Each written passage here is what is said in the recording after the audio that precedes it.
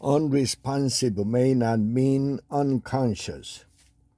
After brain injury, some patients are no longer able to respond to the world around them.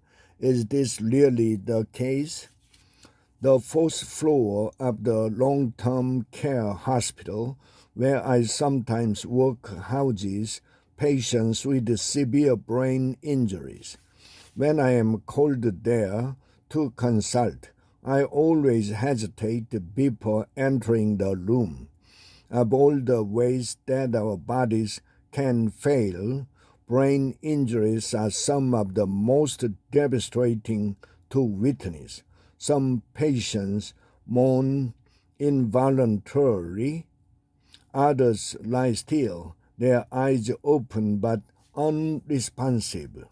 As I place my stethoscope on the patient's chest, open without a word, I reassure myself that at least the patient is unaware. Her personhood is gone. She is not in there any longer. But an increasing body of research indicates that patients who have suffered catastrophic brain injuries experience a far more complicated reality. A provocative large study published last year, the New England Journal of Medicine suggests that at least one-fourth of people who appear unresponsive actually are conscious enough to understanding language. As a doctor who sometimes sees patients like this, these findings are, in a word, terrifying.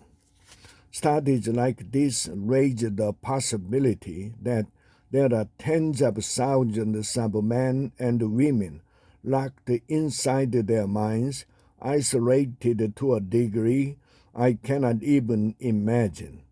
They are voiceless and largely invisible, with some of them being cared for in nursing facilities. There is a handful of researchers in a Pew institution working to identify these patients and develop tools they can use to communicate. A lack of resources is one major barrier. A larger one is philosophical. The way many doctors think about these patients reflects the medical system's inability to deal with uncertainty and even what kind of life we believe to be worth the living.